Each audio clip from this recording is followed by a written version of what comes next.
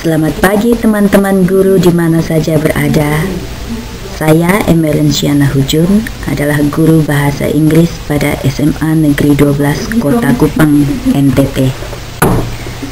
Sebagai bentuk rasa terima kasih saya karena sudah diperkenankan mengikuti program Guru Belajar seri AKM Angkatan 10, saya dengan bangga mempresentasikan apa yang sudah saya pelajari dari kegiatan BIMTEK ini. Selamat menyimak.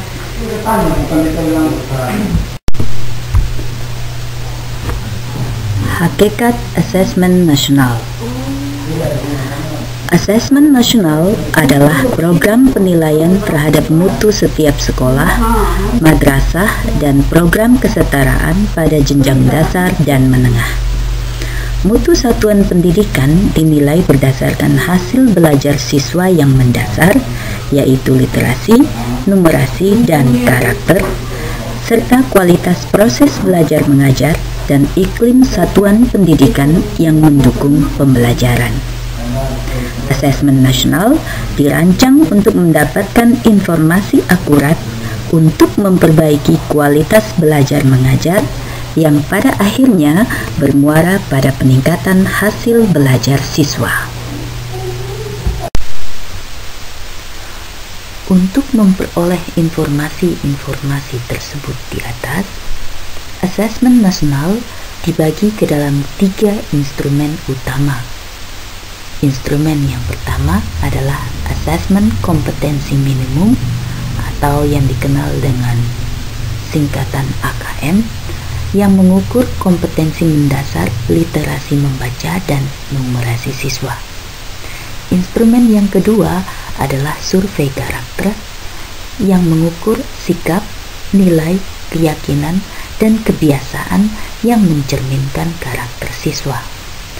Adapun karakter yang diharapkan dari siswa adalah karakter profil Pancasila, yaitu beriman dan bertakwa kepada Tuhan Yang Maha Esa dan berakhlak mulia, berkebinekaan global, mandiri, bernalar kritis, kreatif, dan gotong royong.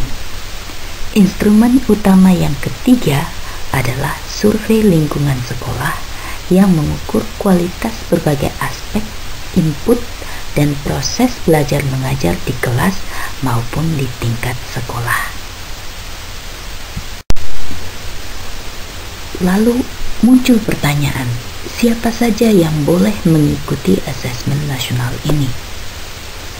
Asesmen nasional menyasar siswa pada semua jenjang pendidikan dari tingkat sekolah dasar sampai sekolah menengah atas atau SMK atau MA. Pemilihan jenjang kelas 5, 8, dan 11 dimaksudkan agar siswa yang menjadi peserta asesmen nasional dapat merasakan perbaikan pembelajaran ketika mereka masih berada di sekolah tersebut. Selain itu, asesmen nasional juga digunakan untuk memotret dampak dari proses pembelajaran di setiap satuan pendidikan. AKM merupakan bagian dari asesmen nasional yang mencakup asesmen kompetensi mendasar yaitu literasi membaca dan asesmen kompetensi numerasi. Bentuk soal asesmen nasional AKM terdiri dari pilihan ganda kompleks, menjodohkan, isian singkat, dan uraian. AKM dilaksanakan secara adaptif sehingga setiap siswa akan menempuh soal yang sesuai dengan tingkat kemampuan siswa itu sendiri. AKM mengukur kompetensi mendasar yang perlu dipelajari semua siswa tanpa membedakan peminatannya. Oleh karena itu, seluruh siswa akan mendapatkan soal yang mengukur kompetensi yang sama. Keunikan konteks beragam materi kurikulum lintas mata pelajaran dan peminatan tercermin dalam ragam stimulus soal-soal AKM. Berikut tabel jumlah butir soal setiap jenjang. Jenjang kelas 5 SD Mereka akan memperoleh 30 butir soal literasi dan 30 butir soal numerasi. Untuk jenjang kelas 8 dan kelas 11 akan memperoleh 36 butir soal literasi dan 36 butir soal numerasi. Berikut komponen yang termuat dalam AKM Literasi Membaca. Komponen AKM Literasi Membaca terbagi atas 3. Yang pertama adalah konten. Konten pada literasi membaca menunjukkan jenis teks yang digunakan.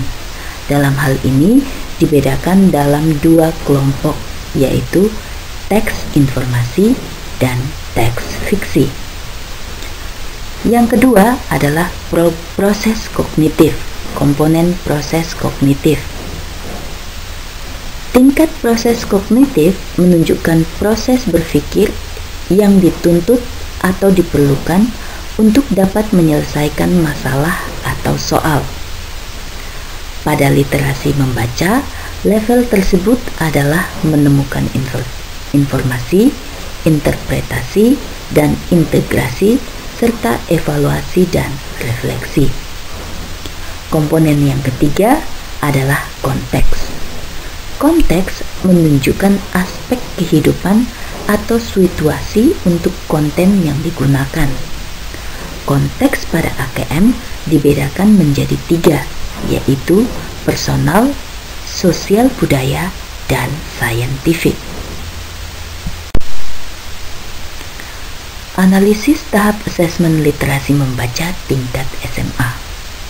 Level pembelajaran pada tingkat SMA untuk asesmen literasi membaca itu dibagi atas 2, yaitu level 1 itu untuk kelas 9 dan 10, dan level 2 untuk kelas 11 dan 12. Sekarang kita masuk kepada komponen AKM numerasi. Komponen AKM numerasi juga dibagi atas 3 bentuk.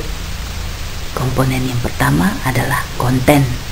Konten untuk numerasi terbagi atas 4 bagian. Yang pertama bilangan, kedua pengukuran dan geometri, ketiga data dan ketidakpastian, dan keempat adalah aljabar. Komponen AKM numerasi yang kedua adalah proses kognitif. Itu terbagi atas 3. Yang pertama adalah pemahaman, yang kedua penerapan, dan yang ketiga adalah penalaran. Lalu konteks, komponen yang ketiga dari AKM numerasi adalah konteks. Konteks juga dibagi atas 3, yakni personal, sosial budaya, dan saintifik. Berikut penjelasan tentang komponen yang termuat dalam AKM numerasi.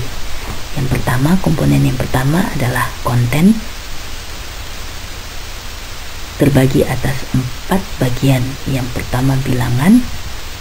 Bilangan meliputi representasi, sifat urutan, dan operasi beragam jenis bilangan, baik cacah, bulat, pecahan, maupun desimal. Konten yang kedua adalah pengukuran dan geometri yang meliputi mengenal bangun datar hingga menggunakan volume dan luas permukaan dalam kehidupan sehari-hari. Juga menilai pemahaman peserta didik tentang mengukur panjang, berat, waktu, volume, dan debit, serta satuan luas menggunakan satuan baku.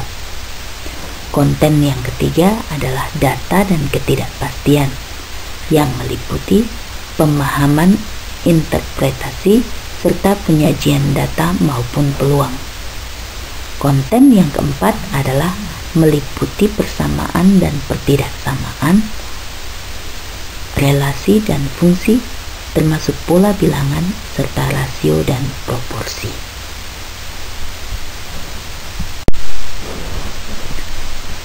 Komponen AKM numerasi yang berikut adalah proses kognitif, terbagi atas 3 tahap. Tahap yang pertama adalah pemahaman, di mana siswa diharapkan mampu memahami fakta, prosedur, serta alat matematika. Tahap yang kedua adalah tahap penerapan, di mana siswa mampu menerapkan konsep matematika dalam situasi nyata yang bersifat rutin. Dan tahap yang ketiga adalah tahap penalaran, di mana siswa mampu bernalar dengan konsep matematika untuk menyelesaikan masalah yang bersifat non-rutin. Komponen AKM numerasi yang ketiga adalah konteks, terbagi atas 3 bagian. Yang pertama, personal, berkaitan dengan kepentingan diri secara pribadi. Yang kedua, konteks yang kedua adalah sosial budaya, berkaitan dengan kepentingan antar individu, budaya, dan isu kemasyarakatan. Konteks yang ketiga adalah saintifik, berkaitan dengan isu, aktivitas, serta fakta ilmiah baik yang telah dilakukan maupun yang bersifat futuristik. Analisis tahap asesmen numerasi tingkat SMA. Pada tingkat SMA terdapat 1 level pembelajaran. Pada level pembelajarannya terdapat 3 konten yang dipelajari, yakni geometri dan pengukuran, aljabar, dan data dan ketidakpastian. Pada level pembelajaran 1 untuk kelas 10, siswa akan belajar geometri dengan memahami dan menggunakan perbandingan trigonometri serta menghitung volume dan luas permukaan. Selain itu, siswa juga akan mempelajari persamaan dan persamaan, relasi dan fungsi bilangan, termasuk pola bilangan. Juga akan mempelajari data dan representasi, serta ketakpastian dan peluang.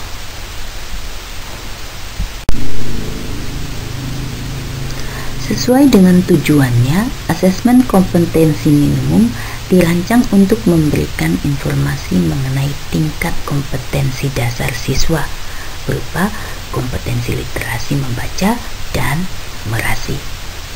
Penguasaan kompetensi literasi membaca dan numerasi siswa dikategorikan dalam 4 tingkatan. Berikut adalah tabel tingkat kompetensi.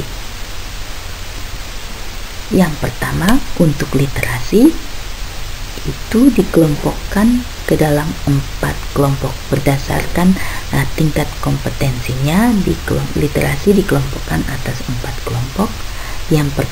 Kelompok yang pertama adalah kelompok perlu intervensi khusus. Dengan detail kompetensinya, murid belum mampu menemukan dan mengambil informasi eksplisit yang ada dalam teks ataupun membuat interpretasi sederhana.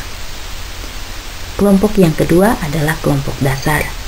Detail kompetensinya, murid mampu menemukan dan mengambil informasi eksplisit yang ada di dalam teks serta membuat interpretasi sederhana. Kelompok yang ketiga adalah kelompok cakap. Dengan detail kompetensinya, murid mampu membuat interpretasi dan informasi implisit yang ada dalam teks, mampu membuat simpulan dari hasil integrasi beberapa informasi dalam suatu teks.